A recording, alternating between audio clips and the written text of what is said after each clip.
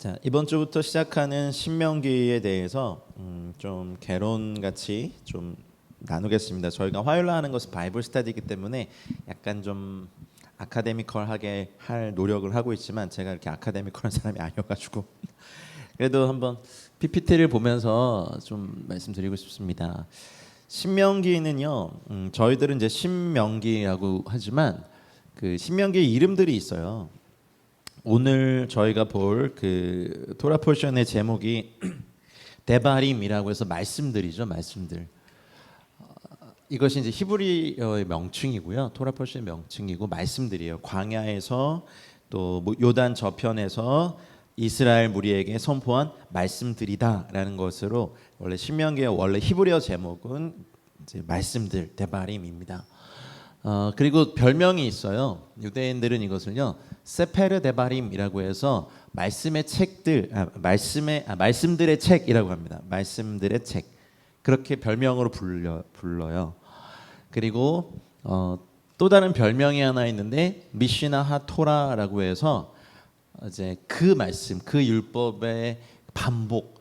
그래서 토라에 대한 모세의 주석이다라는 별명이 있어요.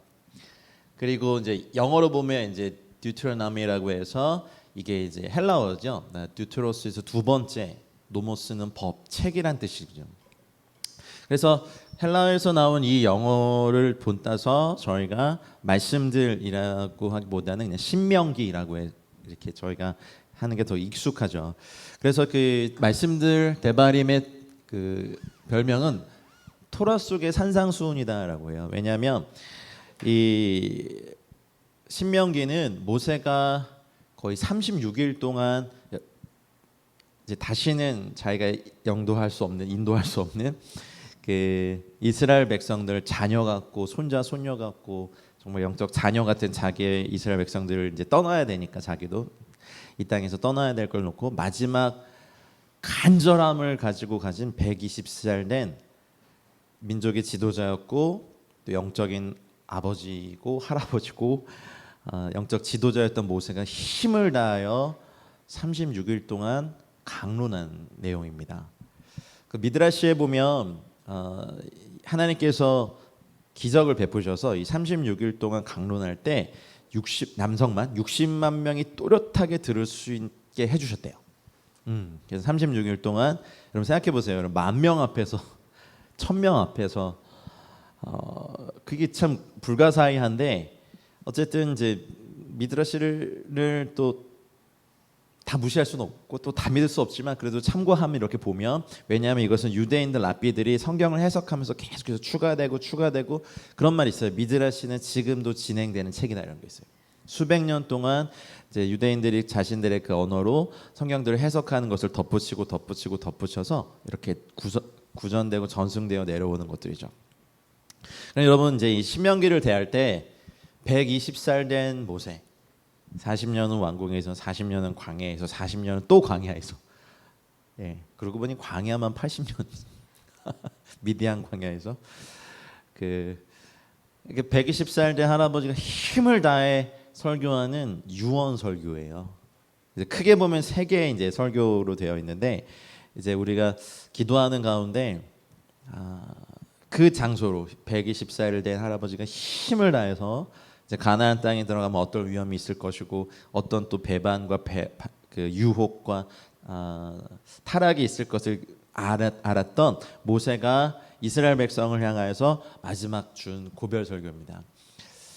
강의를 들으시는 분들에게 제가 질문하고 싶은데 제가 비록 답을 드릴 수는 없지만 여러분이 이제 하나님 나라 가실 때가 얼마 안 남은 거 알았고 너무 사랑하는 여러분의 자녀에게 마지막으로 딱 한번 설교할 수 있는, 이제 나눌 수 있는 힘과 시간이 있다면 무엇을 설교하시겠습니까? 무엇을 남기시겠습니까? 그 심정으로 신명기를 대하셔야 돼요. 저도 이거 준비하면서 나는 뭘 남겨야 되나? 저희 아버님도 돌아가실 때 저희들 이렇게 삼남매 앉혀놓고 남기신 유언을 제가 아직도 기억하거든요. 40년이 지났는데 그때는 아직 이제 신앙이 깊지 않으셨기 때문에 말씀으로 유언을 남기시진 않았지만 그걸 지금도 기억해요. 무지는 슬픔의 근본이요 노력은 실행의 근원이다 이렇게 말씀하시면서 되게 힘겹게 가쁜 숨을 내쉬면서 말씀하셨던 기억이 나요. 40년이 넘게 지내도. 그러니 이 신명기를 대할 때 나는 그럼 내 사랑하는 자녀들에게 내가 이 세상을 떠나는 날 떠나기 전에 딱 한번 하나님이 이제 기회를 주신다면 뭐를 설교할까? 아니 뭐를 남겨줄까? 어떤 것을 이 아이들에게 내 자녀들에게 손자 손녀들에게 줄 수 있을까? 이제 이런 것들을 기대하면서 아니 그 심정이 되면서 이 신명기를 대하시길 바랍니다. 그렇지 않으면 이거는 뭐야 계속 또 뭐 반복되잖아. 앞에서 했던 율법들을 또 반복해서 말하고 어떤 건 추가해서 말하고 어떤 건 확장해서 말하고 어떤 건 좀 자세하게 막 또 반복하리만큼 이렇게 했어요. 근데 이게 두 번째 책이라고 하는 게 맞는 이유가 첫 번째 선포와 모세가 선포한 말씀은 민수기로 끝나요.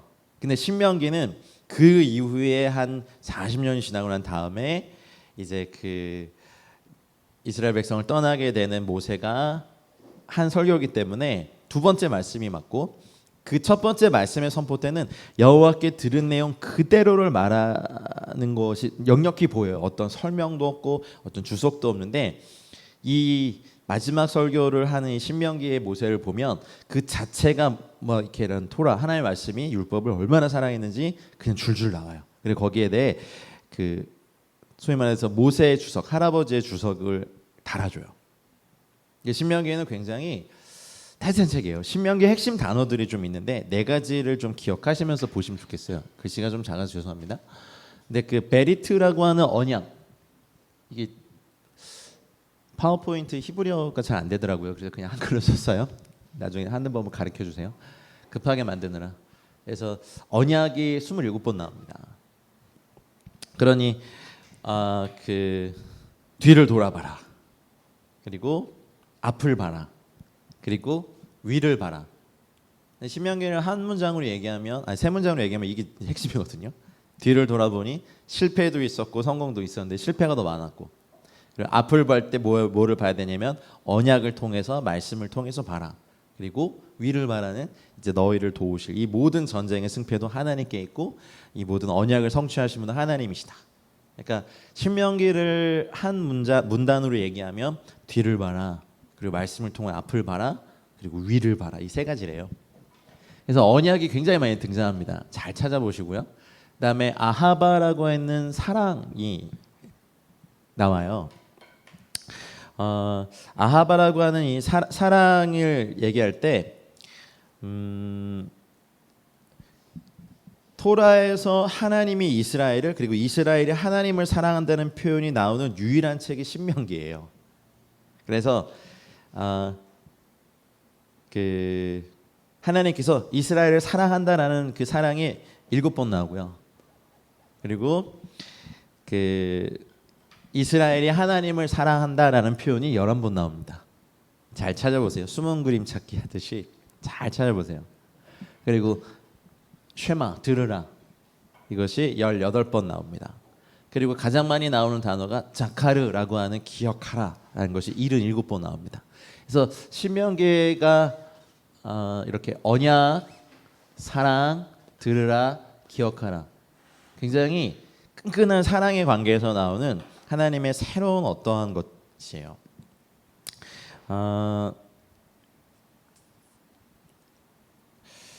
신명기의 특징을 좀 보시면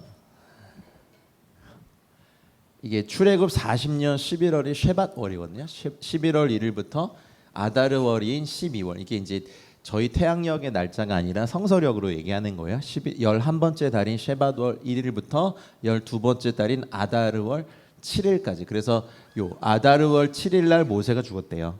전승에 보면 이날. 그래서 이날부터 죽기 전까지 36일간의 모세의 토라를 강론하고 설교한 내용이 신명기입니다. 그러니까 죽기 직전 마지막 고별 설교예요. 모세가 물론 이제 기록에 보면 120살이 됐어도 예전에 모세의 얼굴에서 나온 하나님 만나고 이렇게 얼굴에 빛이 났잖아요. 그 빛이 사라지지 않았고 눈이 초롱초롱했고 힘이 있으셨대요. 기록에 보면요. 그래서 모세가 그 마지막에 그 하나님께 기도하면서 하나님 저는 이제 떠나야 되고 이스라엘 백성은 이제 그 가나안으로 들어가야 되는데 저에게 마지막 힘을 주셔서 이 토라를 하나님의 말씀을 다시 한번 가르칠 수 있는 힘을 달라고 해서 하나님이 힘도 주셨고 36개월 동안 60만 명에게 다 또렷이 들릴 정도로 이렇게 하루에 몇 시간씩 이 토라를 강론했던 이 모세의 열심이 있어요. 제가 사실 그래서 예전에 이 신명기를 묵상하고 나도 이랬으면 좋겠다. 그래서 제가 어디 가서 막 설교 때 여러분 돌아가신 날 전날까지 주를 위해 살다가 하루 아프고 가세요. 막 이런 말씀 많이 드렸던 게 신명기 때문에 그래요. 아다르월 7일까지 죽기 직전까지 하나님의 사람이 불꽃처럼 다 소진되고 전제와 같이 드려지고 불꽃처럼 사용되다가 가기 원하지 녹슬어가지고 그렇게 되지 않길 축복합니다. 와, 그래서 모세의 삶이 사실은 우리 젊은이들 표현으로 넘사벽이죠. 이렇게 넘어설 수 없는 어떤 벽 같이 느껴지긴 하지만 우리가 영적 거목 사이를 좀 다녀야 영적 묘목이라도 되지 않을까. 예, 그래서 죽기 전날까지 주님 위해서 충성을 다했던 모세. 그래서 뒤를 봐라 이제 과거의 일들을 거울 삼아서 현재를 조명하고 미래를 예고한. 그러니까 과거, 현재, 미래가 신명기에 다 있어요. 지금 코로나 사태를 맞이한 저희들에게도 이 신명기가 굉장히 사실은 주요한 하나님의 전략서인데 물론 이제 시중에 보면 코로나 이후를 예측한다 책들도 좀 어마어마하게 나오고 보고 유튜브나 이런 데 저도 좀 관심 있게 보는데 어느 정도는 맞겠지만 뭔가 이렇게 속 시원하게 뭔가 이렇게 하는 분들은 별로 없어요. 왜냐하면 미래는 철저하게 하나님의 손 아래 있기 때문에 그래요. 근데 저희가 이제 이 시기에 좀 고리타분할 정도로 또 막 구약이야 그것도 말씀이 그게 아니라 신명기 자체가 이런 의도예요. 뒤를 돌아봐라. 너희가 이렇게 썼고 이렇게 실패했지만 현재 너희가 해야 될 것이 무엇이냐느냐 율법과 언약이다. 사랑이다. 그래서 앞으로의 미래는 어떻게 될 것이다라고 해서 또 여호수아에게 리더십까지 딱 이렇게 계승하고 모세는 아름다운 이제 이별을 합니다. 저도 이 코로나 시대 때 잘 모르겠어요. 제 생각 이렇게 좀 예측되는 게 있긴 한데 제 생각에 뭐 이렇게 중요해요. 그러니까 주님이 하시는 게 중요하지. 그래서 되게 알고 싶은 게 저도 기대를 하는 건 신명기를 통하여서 우리의 과거를 돌아보고 하나님의 백성들과 교회의 과거를 돌아보고 또 현재를 조명해야 돼요. 지금 이 사태가 어떤 사태고 저희가 무엇을 준비하고 그럼 우리는 오프라인 모임을 못하고 집회를 못하고 만남을 하지 못하고 이런 여러 가지 상황에서 미래를 예고하고 조명하는 것 중에 하나가 어쩌면 하나님께서 우리에게 개척하라고 주신 땅이 온라인이겠구나 이런 생각이 드는 거죠.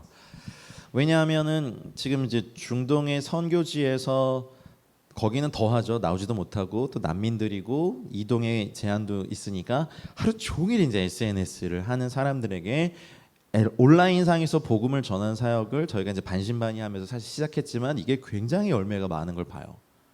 우리 전통적인 생각에는 전도자가 가서 복음을 전하고 양육하고 물론 그것도 해야 되고요.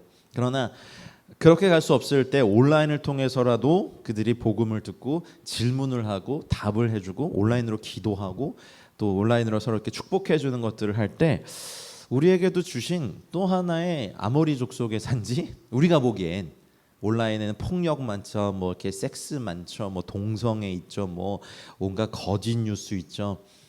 그러니까 가나안의 7 족속이 다 있는 것 같아. 그래서 우리가 그런 온라인은 끊어야 돼라고 하는 거냐, 아니면 이제는 우리가 주의 언약을 믿고 온라인에 주님의 나라가 임하게 하느냐.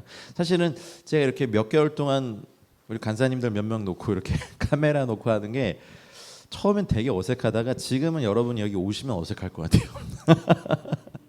우리가 이제 우리끼리만의 어떤 것이 아니라 우리가 오히려 아모리 족속의 산지이고 가나안 땅이라고 했었던 저기는 너무 이렇게 그 안악 자손의 후예들이 사는 것 같아라고는 그 땅에 대해서 정복해라고 하나님이 오히려 주시는 것 같아요.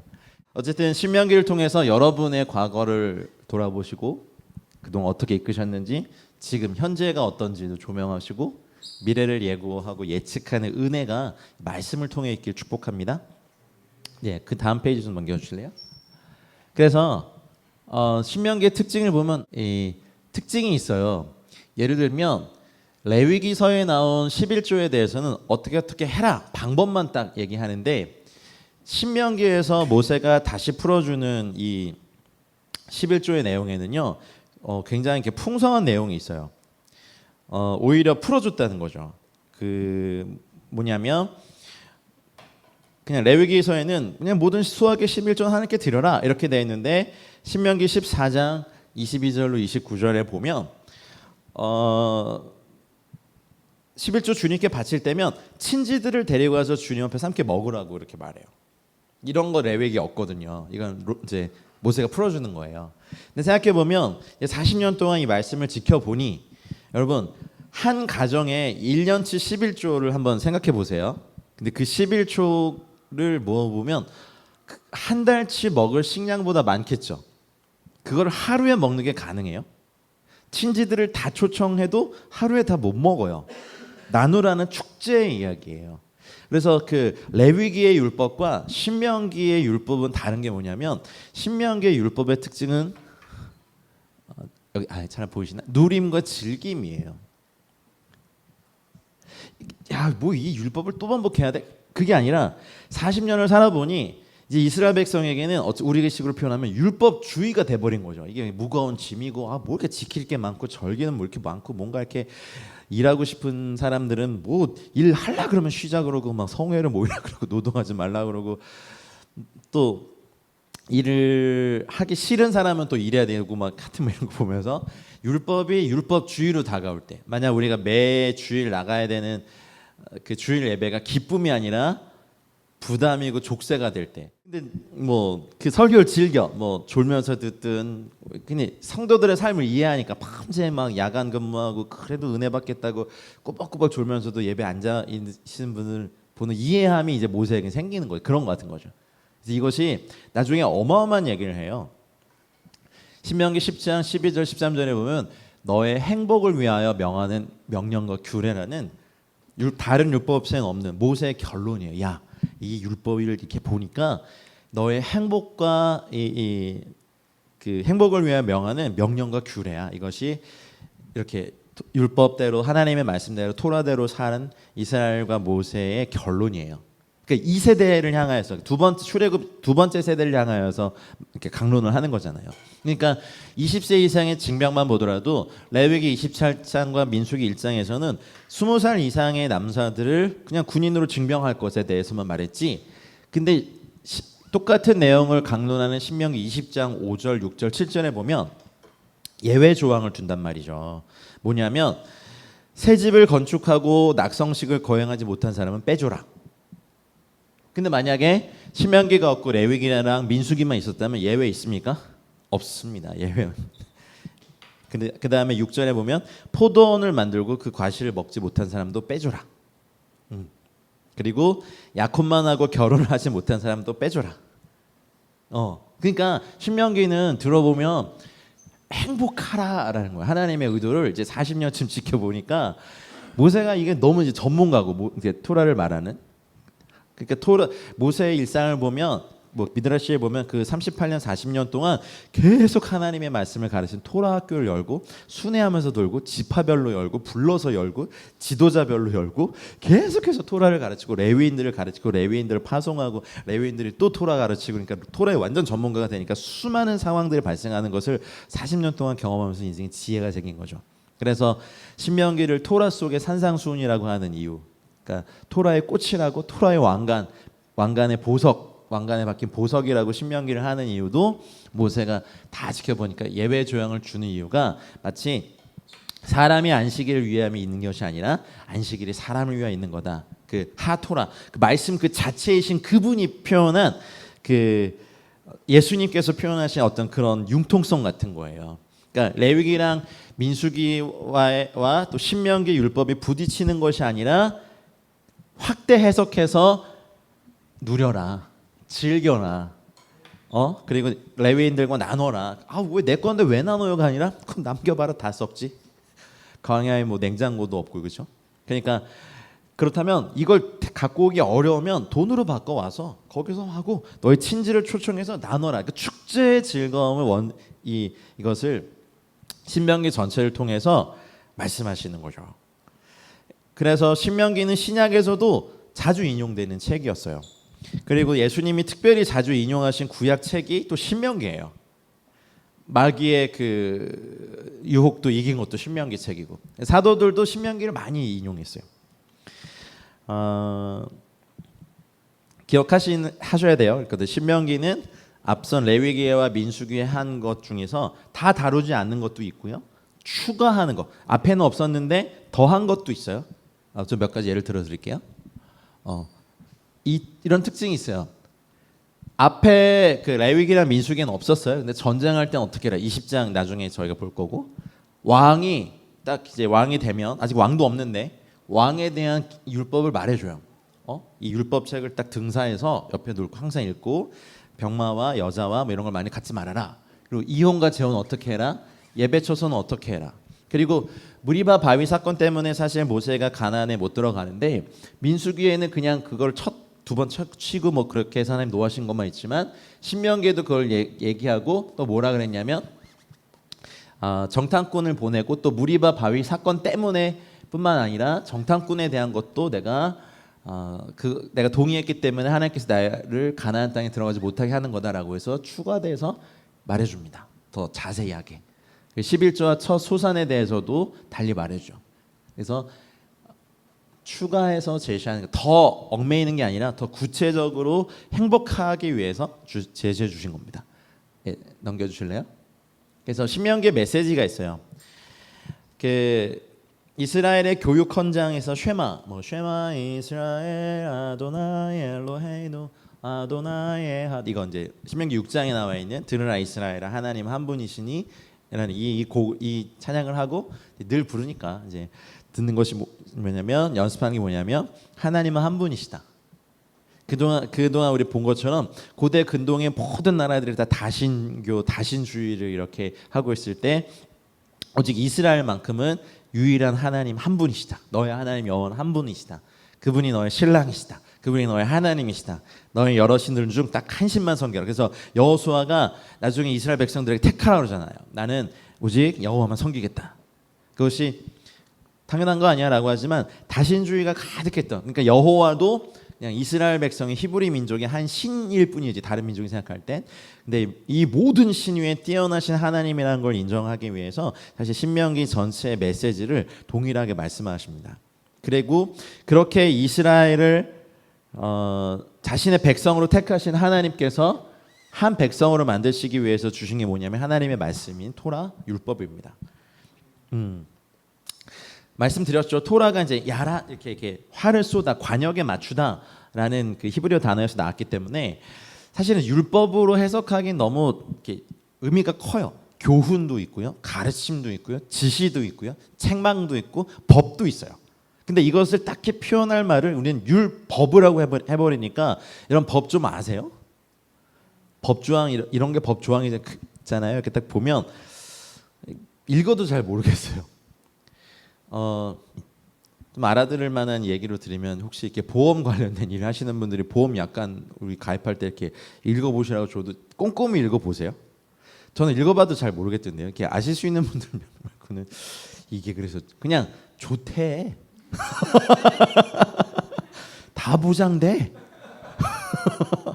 그 말에 속아서 했더니 결정적일 때 아주 작은 글씨로 이렇게 청구하려고 딱 내보니까 뭐 예외 조항이 있었어. 그것도 일반인들은 참 알아듣기 어려운 말로 막 그런 거 있잖아요. 근데 하나님은 아니세요. 예.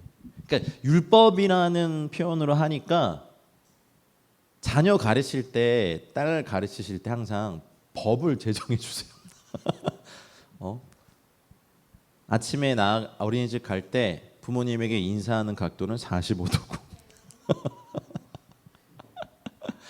방 정리하지 않고 나가면 저녁이 없는 형벌과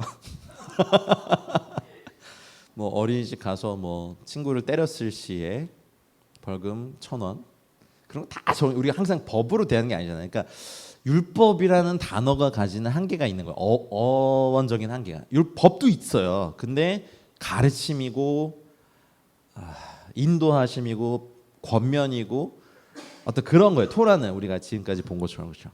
그래서 좀 오해가 없으시길 바래요. 그러니까 하나님의 백성이 되는 가장 중요한 것은 이제는 저희는 완성된 이 신구약의 하나님의 말씀입니다. 이제 예수 그리스도 안에서 한 백성이 되시고 그래서 여기가 이제 계속해서 우리가 광야에서 한 머리를 섬기는 그래서 예수 그리스도를 머리로 한 믿음을 가진 사람들이 뭐 교단과 교파는 다를 수 있지만 또 뭐 신앙의 색깔도 좀 다를 수 있죠. 한 어머니 한 배에서 나온 형제 자매들도 성격 다 다른데 어떻게 모든 사람들의 영성의 색깔이 같을까요? 하지만 딱 한 가지는 같아야 돼요. 한 믿음. 누구를 섬기는 누가 머리이신가? 누가 구주이신가? 누가 하나님이신가? 여러분 동일한 하나님을 섬기고 계시죠? 그것이 신명기가 말하는 메시지입니다. 그 다음 페이지 주실까요? 그래서 신명기 9절을 좀 보시면요. 모세의 첫 번째 가르침 그냥 뭐라고 해야 되나 하다가 하나님과 역사 1장 1절부터 4장 43절까지가 모세의 첫 번째 설교예요. 힘을 다해서 했었던. 그래서 과거를 봐라. 그래서 오늘 할 내용 대부분이 과거에 있었던 일들이 주로 나옵니다. 왜 지루하게 반복이야? 그게 아니라 과거를 봐야 되는. 첫 번째 설교의 주된 가르침이 그렇고 두 번째 가르침은 그래서 너희가 현재를 조명할 때 뭘로 해야 되냐면 하나님의 말씀, 하나님의 율법으로 해야 되기 때문에 4장 44절부터 28장에 이르는 방대한 분량이 현재를 조명하는 것이 어떤 것이어야 되냐면 여호와의 율법이어야 한다라고 하면서 두 번째 설교를 합니다. 세 번째는 그래서 이제 마지막으로 권면합니다. 이제 너희가 가나안에 들어가면 언약 안에서 행하고 율법을 지켜라. 미래를 예측하는 거예요. 만약 그렇지 아니하면 그것이 칼이 되어 너희를 칠 것이다. 아니면 하나님이 이방 백성을 강대하게 하셔서 너희가 어려움을 당할 것이다. 이렇게 말하는 것이 여기 있죠. 그래서 마지막에는 또 31장 1절부터 34장까지는 이제 여호수아에게 리더십을 주고 모세의 죽음과 결론. 그러니까 신명기의 구조는 되게 간단해요. 첫 번째 설교, 두 번째 설교, 세 번째 설교 돌아가심. 그러니까 리더십의 계승과 죽으심. 그러니까 과거를 봐라, 뒤를 봐라. 그리고 현재를 조명하면 뭘로 해야 되냐면 하나님의 말씀으로 조명하는 거예요. 다른 세상 조직이면 약관과 정관 뭐 이런 걸 통해서 또 아니면 세상의 법으로 말미암아 지배를 당하겠지만 하나님의 공동체인 저희들은 모든 기준이 신학이 하나님 말씀 위에 있어서는 안 돼요. 하나님 신약이 중요하지만 하나님의 말씀이어야 합니다. 그래서 우리가 개혁주의적인 신학의 그 바탕에 섰잖아요. 근데 이 신학의 기본 정신은 하나님의 교회 성도들은 끊임없이 하나님의 말씀에 의해서 리폼드가 아니라 리포밍 되는, 그러니까 개혁돼야 되는 그러한 연장선상이 있으니까 현재를 조명하는 것은 그래서 여러분들이 지금 이 코로나 시대에 어디 가지도 못하고 또 여기도 못 오시지만 어쨌든 여러분의 골방에서 이렇게 후기 남겨주신 거 보면 참 치열하게 듣고 계시는구나. 막 출근하시면서도 잘 이해 안 되면 몇 번을 반복해서 들으신다고 하니까 저도 제가 한 거 몇 번 못 듣거든요. 짱이십니다. 감사합니다. 어쨌든 하나님의 말씀이 여러분을 붙잡으시고 그렇다면 권면은 뭐냐? 마지막 여러분들이 이 땅을 떠나갈 때 자녀들에게 주실 권면도 그거 아니에요. 야, 하나님 경외하고 하나님 말씀 순종하고 성령의 충만을 받아서 끝까지 거룩하고 성결하게 살아라.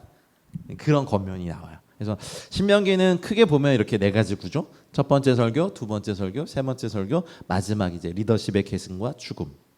이것이 신명기의 구조입니다. 그리고 저희가 좀 봐야 될 게 뭐냐면 갑자기 또 달력이 등장했어요. 또 긴장되시죠? 달력 등장하면. 7월 지금 7월이고 여기 이제 타무주 달에서 오늘이 이날이죠. 그래서 오늘 저녁부터 해가지고 이렇게 달이 바뀌어요. 아부월로요. 아부월 이게 성경으로 보면 이제 다섯 번째 달인데, 자 아부월에서 하나, 둘, 셋. 요게 이제 원래 토라 포션을 읽는 그러니까 이번 주 토라 포션이 여기 저녁부터 이렇게 읽는 한 주간에 읽는 것이 데바림 말씀드리고. 요걸 보셔야 돼요. 아부월 9일이 테아비브 해가지고 그 좀 중요한 날이에요. 요렇게 그래서 아부월 9일이 있기 바로 전주 안식일 날부터 뭘 읽냐면 신명기를 읽어요. 네, 이게 이제 그 하나님이 정하신 순서예요. 요거 잘 보세요. 그러니까 어쨌든 오늘이 이제 이날이고, 그래서 보통 이렇게 성경의 월상 예배는 그 달에 일어난 영적 기류의 날을 이렇게 맞추고 또 하나님의 그 달에 베푸신 하나님의 축복에 참여하게 드리는 예배예요. 근데 아부월의 사건들을 좀 봐야 될 것 같아요. 아부월의 사건들은 이게 지금 이런 배경 안에서 신명기 읽어야 되기 때문에 그래요. 아부월 1일은 제사장 아론이 죽은 날이에요. 그래서 민수기 33장 38절로 39절에 보면 이스라엘 자손이 애굽 땅에서 나온 지 여기 나오죠. 40년 5월 1일에 출애굽한 지 40년 5월 1일은 아부월 1일이에요. 제사장 아론이 여호와의 명으로 호르산에 올라가 거기서 죽었으므로 아론이 호르산에서 죽던 때에 나이 123세였더라. 근데 요거 보세요. 광야 40년 동안 42군데 42군데 진을 친 얘기를 민수기 때 해드렸어요. 근데 아론의 죽음 이후 5월 한 달 동안요 8군데를 옮깁니다. 자, 아부월의 영적 기류 중에 하나가 뭐냐면 무언가가 굉장히 가속화되는 달이에요.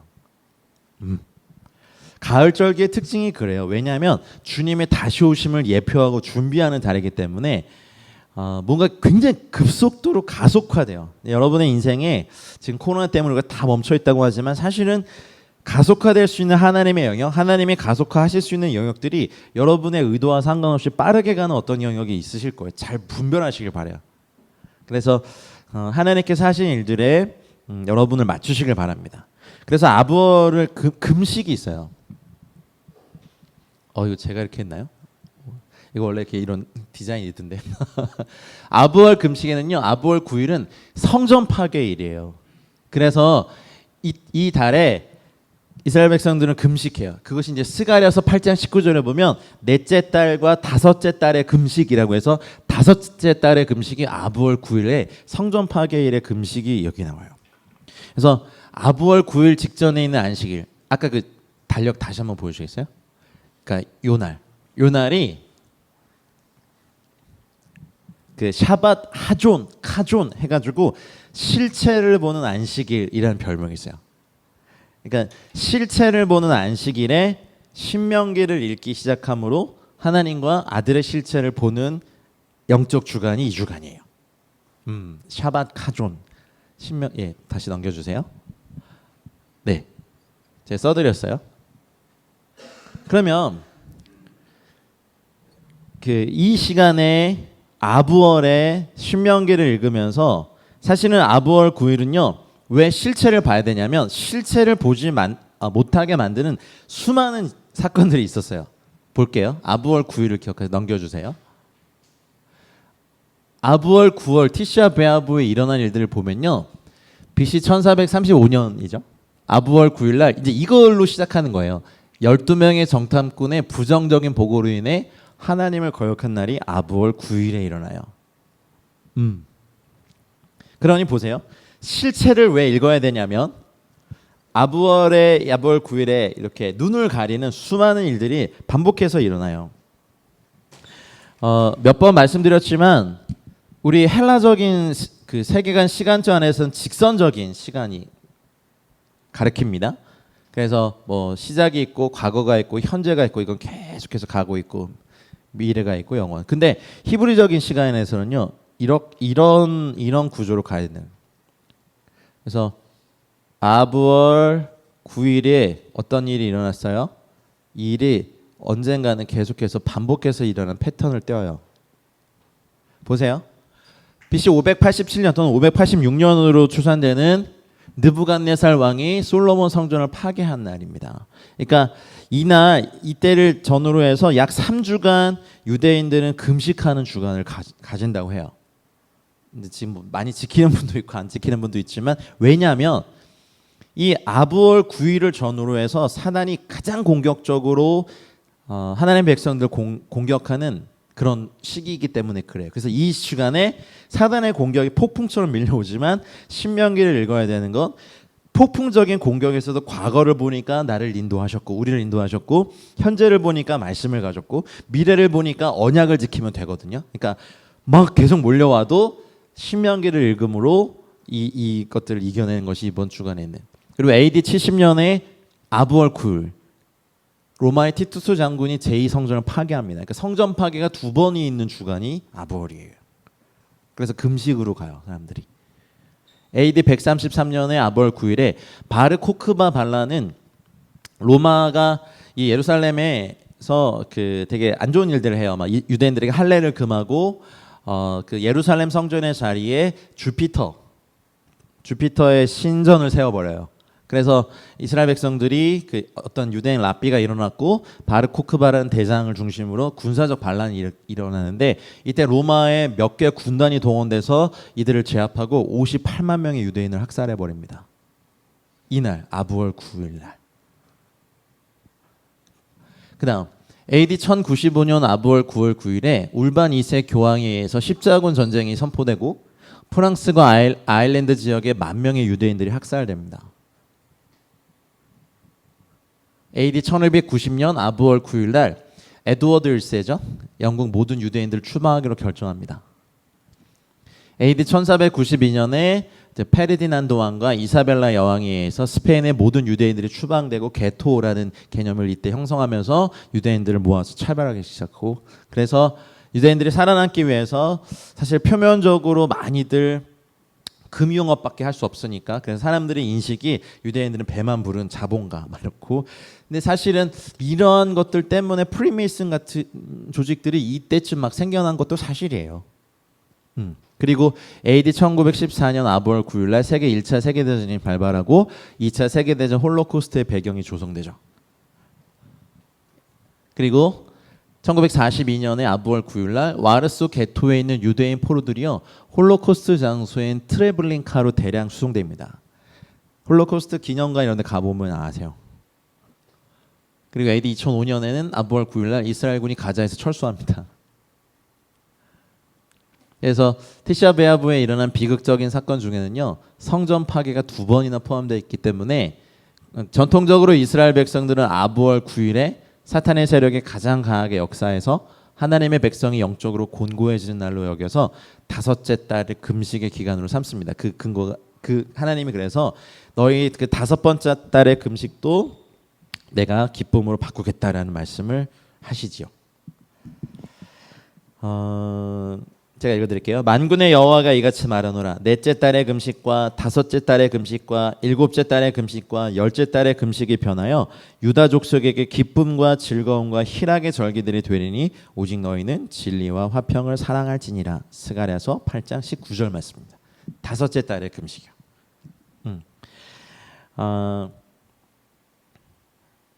다 했죠? 또 했죠? 네. 이제는 본문으로 들어가겠습니다. 서론이 길었지만 이 배경 안에서 신명기를 읽는구나를 아시면 여러분 개인적으로도 어쩌면 여러분 인생에서 일어난 이런 일들에 대하여서 하나님의 말씀의 실체를 과거를 돌아보니 그런 공격 속에서 내가 살았구나. 그리고 현재를 돌아보는 가장 중요한 것은 토라 하나님의 말씀에 의해서 나를 점검하고 미래는 언약 안에서 임재 안에서 인도하심 가운데 가야 돼. 이 코로나 시대에 딱 맞는 말씀이 또 신명기인 것 같아요. 지식인들의 예측은 예측일 뿐 그냥 네 진리는 아니잖아요. 그러나 하나님의 말씀이 진리임을 저는 믿습니다.